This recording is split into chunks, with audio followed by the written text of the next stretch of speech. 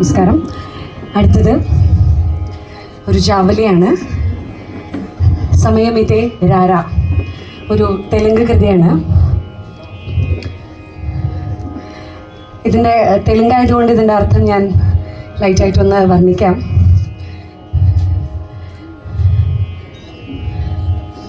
നായിക വിവാഹിതയാണ്. അപ്പോൾ നായികയ്ക്ക് മറ്റൊരു പുരുഷനുമായിട്ട് ബന്ധവുമുണ്ട്. അത് വെങ്കടാചലപതി സ്വാമിയാണ്. അപ്പോൾ തുടങ്ങുമ്പോൾ നായിക ഭർത്താവിനെ യാത്ര അയക്കുകയാണ് ജോലിക്ക്.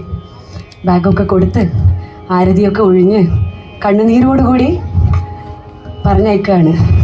ഭർത്താവ് പോയ ഉടനെ സന്തോഷമാവും. ഇനി വീട്ടിലാരുമില്ല, നേരെ അകത്ത് പോയി റെഡിയാവും. ആ സമയത്ത് വാതിലിലൊരു മുട്ട് കേൾക്കും. ചെന്ന് തുറന്നു നോക്കുമ്പോൾ സ്വാമി വന്ന് നിൽക്കുകയാണ് മുൻപിൽ.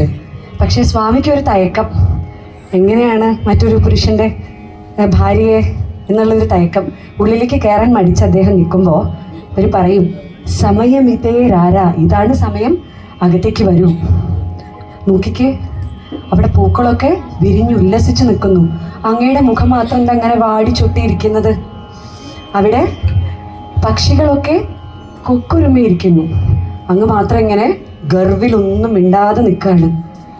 മാനുകളൊക്കെ ഇണചേരുന്നത് കണ്ടില്ലേ? ഇത് പറഞ്ഞ് തിരിഞ്ഞു നോക്കിയതും ആളെ കാണാനേ ഇല്ല. അപ്പുറത്തേക്ക് മാറി നിന്ന് അദ്ദേഹത്തിനെ വിളിച്ച് ഉള്ളിലേക്ക് കൊണ്ടുവന്നിട്ട് പറയും, കണ്ടോ, ചന്ദ്രനെ കണ്ടോ? സൂര്യൻ വന്ന് ഈ ചന്ദ്രൻ അങ്ങ് പോയാൽ നമുക്ക് രണ്ടുപേർക്കും ചേരാൻ സാധിക്കുമോ? നമ്മുടെ സംയോഗം അസാധ്യമാകും. അതുകൊണ്ട് സമയമിതേ രാര, ഇതാണ് സമയം, അകത്തേക്ക് വരൂ. വീണ്ടും അദ്ദേഹത്തിനൊരു വലിയ സംശയം. അപ്പോൾ പറയും, മകടു ഊരലേതു, ഭർത്താവ് നാട്ടിലില്ല. മാമനാര് ജോലിയിലേതു, മാമനാരെ കുറിച്ച് മാമനാർ പറഞ്ഞാൽ father in law. Don't worry about him. He can't even see anything, he can't even hear anything. He has no job, so he will not interfere. അപ്പോൾ ഒന്നും പേടിക്കാനില്ല, വരൂ എന്ന് പറഞ്ഞ് അങ്ങനെ അദ്ദേഹത്തിനെ സ്വാമിയോട് വീണ്ടും ഒരു കാര്യം കൂടി പറയും.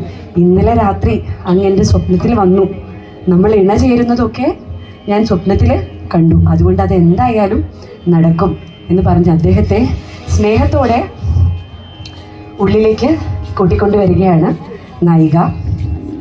താളം is in rupakam and ragam is Bihag. Thank U.